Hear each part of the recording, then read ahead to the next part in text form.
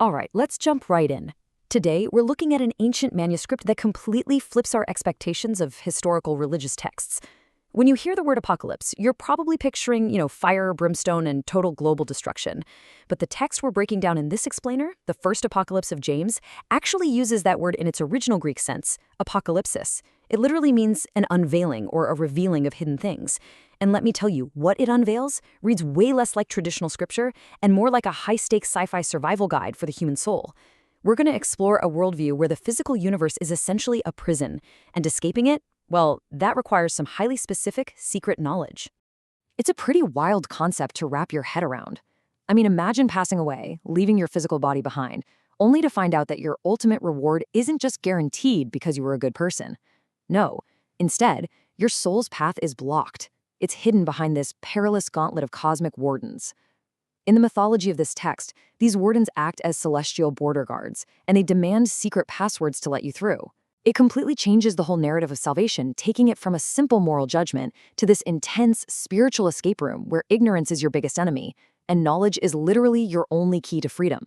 Now, what's super interesting here is how the text establishes the dynamic right off the bat between Jesus and James. Take a look at this quote pulled right from the text's opening. Jesus is initiating James. But notice the distinction he makes. He says, "Although you are not my brother according to the flesh." He isn't bringing James in just as a biological family member. He's initiating him as a spiritual brother into a terrifyingly real secret reality. The text basically says, flesh doesn't matter right away, focusing our attention entirely on a higher, hidden spiritual lineage. Think of it as a private, highly urgent briefing between two spiritual insiders. So to understand this cosmic escape plan, we first need to define the ultimate destination. Where are they actually trying to go? Well, the text refers to this ultimate reality simply as He Who Is. And this isn't some guy sitting on a cloud. It's described as a supreme existence so profoundly beyond our physical realm that it literally cannot be named or accurately spoken of. It's just ineffable. It's the ultimate source of truth, the origin of Jesus' spiritual form, and the true home of the enlightened soul. Everything else, including this universe we live in right now, is positioned as just a lesser, flawed construct compared to the absolute perfection of He Who Is. Part 1, The Trap, Jerusalem and the Archons. Because before you can execute an escape plan, right, you have to know the guards. And this illustrates the core conflict of the text perfectly. It's a classic duality, this massive cosmic battle pitting the spiritually enlightened sons of light against the archons. According to the text, the sons of light carry this hidden spark, a spiritual image of He Who Is deep inside them. But they're trapped in a physical domain ruled by the archons.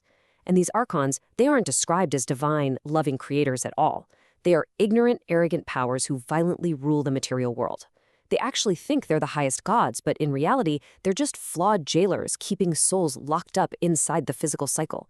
The text then grounds this cosmic battle right down into a physical location.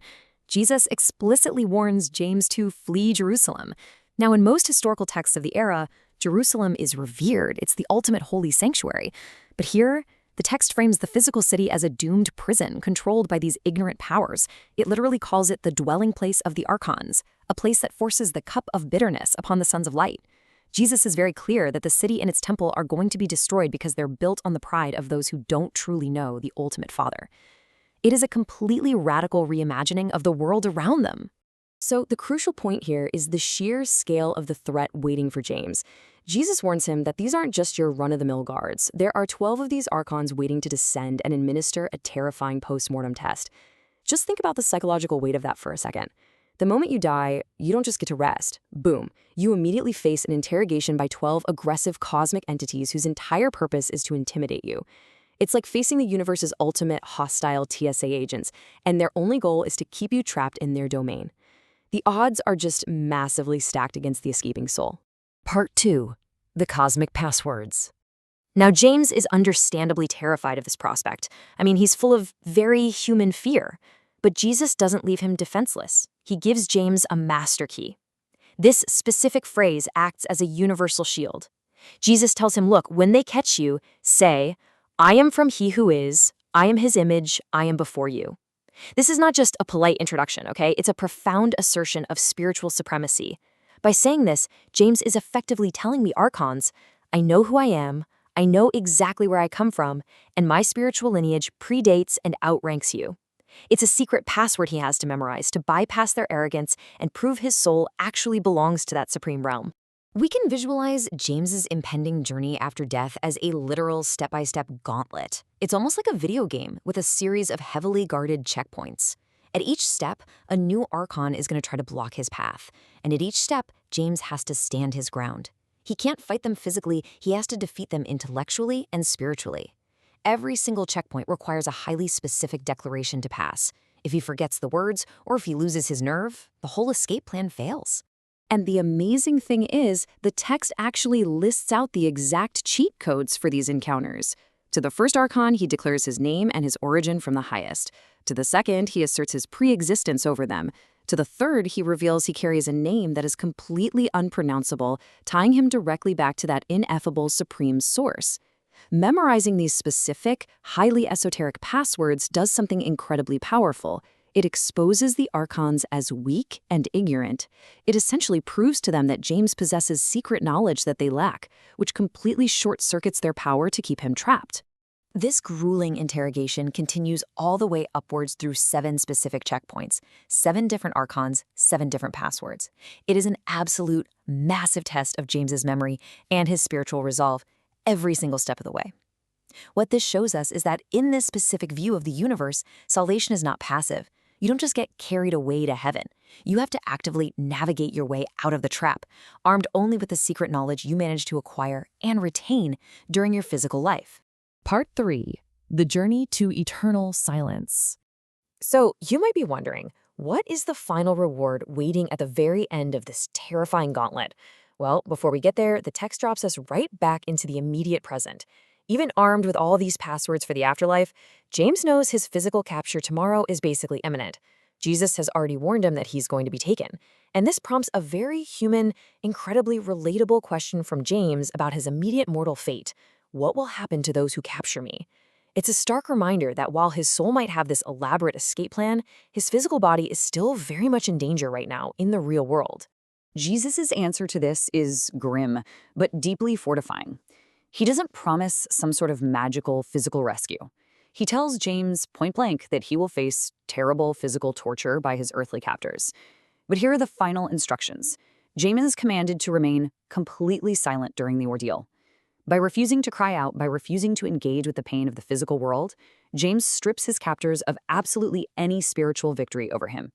And Jesus promises that while James's body suffers, Jesus will be right there in spirit to guide his soul along the exact path they just discussed.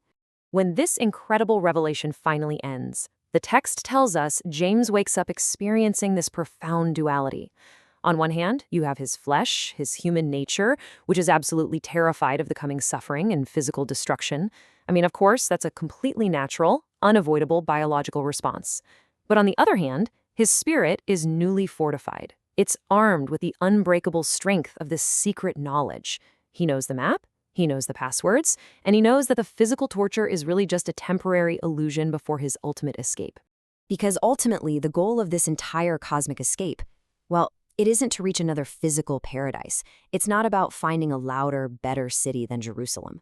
The ultimate destination, that supreme realm of He who is defined by one single word: silence. An eternal, unnameable peace. This contrasts entirely with the noise, the violence, the arrogant demands of the Archons, and the sheer torture of the physical prison.